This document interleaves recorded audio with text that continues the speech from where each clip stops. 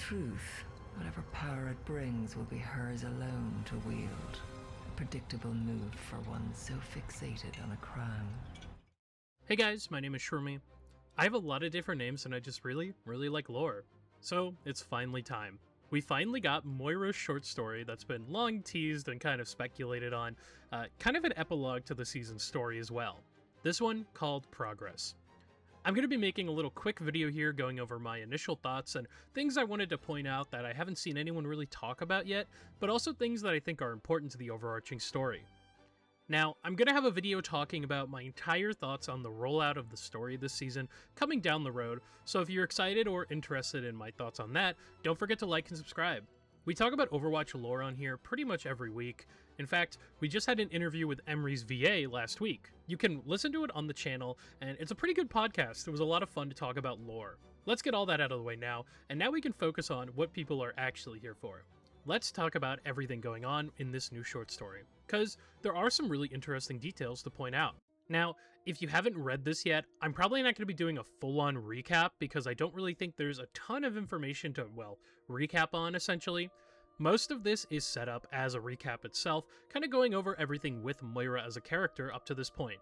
But the biggest talking point that I want to bring up and kind of focus on is the SEP Serum. So far in the story, the SEP Serum was held in the Naughton Vault, and this serum is the thing that Jack Morrison, aka Soldier 76, and Gabriel Reyes, aka Reaper, were originally kind of augmented with back when they were soldiers with the US government.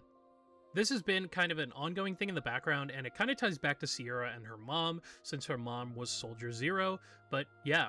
What happened with it in the main story so far is Emery and Freya raided the Naughton Vault in Watchpoint Grand Mesa. Here, they broke in, got the serum, and went back to Talon. This causes Sierra to kind of rejoin or get together with Overwatch to kind of figure out what's going on, but also try to find things out about her mom. None of that is really in this story as we focus on Talon's perspective, but I thought I'd bring that up real quick. Now, what exactly did Moira want with this serum? Well, we find out that, since this is Moira's pet project, Moira's trying to go under and augment it to basically give it to Vendetta and her gladiators, making a super soldier enhanced gladiator army, which on paper is kind of crazy. We did kind of assume this is what they were going to go with this serum, since there isn't a lot of things you can do with the enhancement serum aside from giving it to someone. But the key takeaway from this point that nobody really thought of is Vendetta's going to be using it on herself, or is trying to use it on herself. Now, you might be wondering, why is Vendetta trusting Moira this much? Well, in the story itself, Moira's even kind of shocked by that. Moira was involved with everything with Retribution and Vendetta's father. Now, she didn't actually pull the trigger on his death, but she was there and present and allowed it to happen. So, even in the story itself, Moira's a little surprised that Vendetta's just kind of allowing her to continue to do her research. But she isn't too bothered. Another key takeaway from this is we get to learn how Doomfist kind of treated Moira comparatively to Vendetta. So, with Doomfist, a running thing that we've noticed is he had a lot more freedom and kind of connections to everyone more. He kept everyone on a loose string, but also allowed them to do what they wanted to an extent. Moira is no exception. In the old Talon, Moira was pretty much allowed to do any research she wanted as long as it kind of benefited the organization. But under Vendetta, she's not allowed to really have as much freedom as she once had, but she's still allowed to research.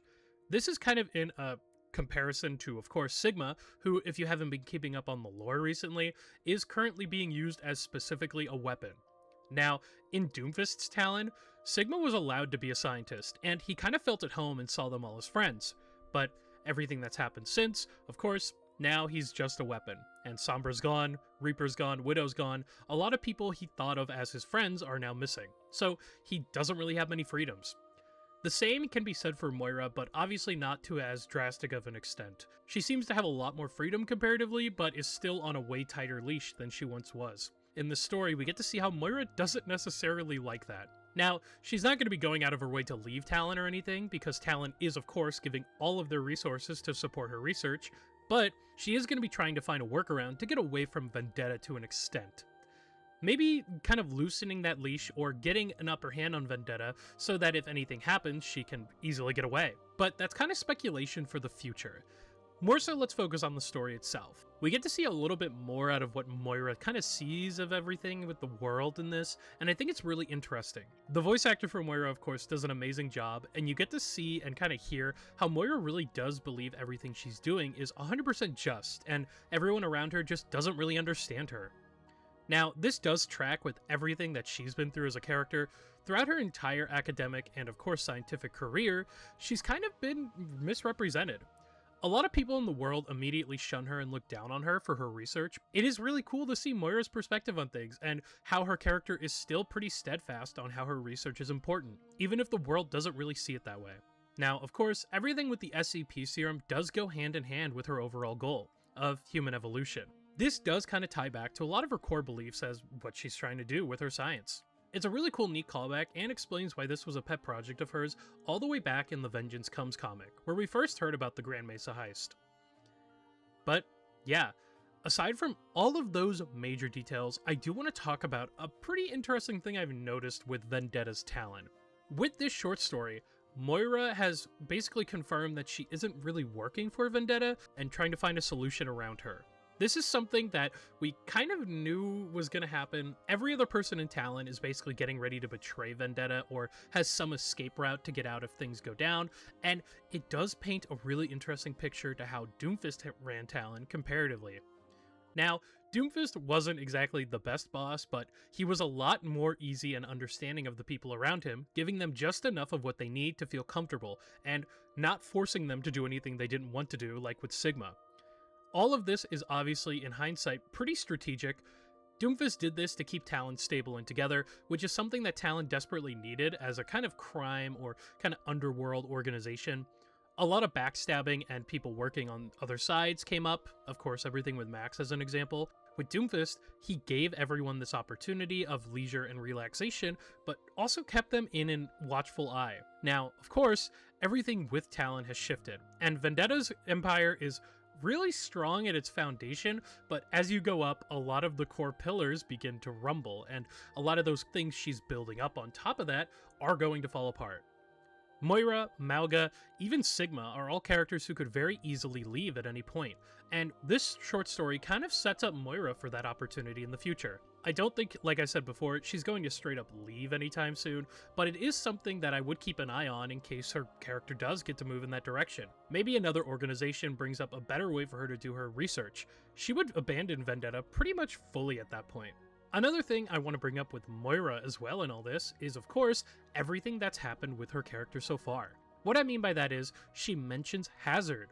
Now, this is the first time Moira's straight up mentioned Hazard canonically. She's had voice lines, but those aren't exactly canon. But this is the first time that she's kind of talked about the freaks and everything that happened there. As well, she talks about what happened with Jack and Iari in Runasapi. If you don't know about that, that was an entire thing in Jack's Pride story from a couple years ago now. In there, Jack and Iari basically sabotaged Oasis's kind of research in Runasapi, destroying all the data on Solar Threads and the NT Warriors in the process. So, Moira kind of saw this and everything with the freaks and the Vandium as two things that were an issue before, but now she sees as a solution and something that has been fixed. She's actually kind of thankful to both these parties in this short story, which I thought was a really interesting moment, because she gets to point out and kind of discuss how without them, she wouldn't have been able to build these new defensive procedures in case something like this happens again. Thanks, Jack, Hazard, and Iari. Very cool. But yeah, those were kind of the major talking points, but I do want to kind of round this out by talking about Moira's character a little bit more. Moira, as a character, has always been someone who's about human advancement, and here we get to see that she's still about that. In fact, this kind of reaffirms her beliefs on how she views herself, but also her research. It's obviously extremely important to her, and she even kind of values it highly, even above her. You can even see in her design with her kind of like degrading arm in an extent, that purple kind of hue, she's kind of putting everything above herself still. And even with this SEP serum, even if it's going towards Vendetta and her soldiers, it's benefiting humanity. She's learning how to use this SEP serum to essentially make humans stronger. All of this is really great for Moira's character, and this was a really good dissection. Like I said before, I'm going to have another video down the road kind of talking about my overall thoughts on the season's story and kind of explaining, well, everything to go along with the season as well. but that's a video for another time. I'm really curious what you guys thought of this one. Did you enjoy everything with Moira in this? I think she was definitely the standout, and the voice acting was amazing as usual with this stuff, but yeah. Did you guys have any other things that you noticed that I didn't bring up as well? Let me know down below. As usual, I do kind of talk about my extended thoughts on Twitter and Blue Sky, so you can always follow me on there as well. Anyways, that's all from me. Bit of a shorter one as we kind of just recap what happened in this comic and my overall thoughts, but yeah. Anyways, that's all from me. I'll see you guys in the next one. Bye.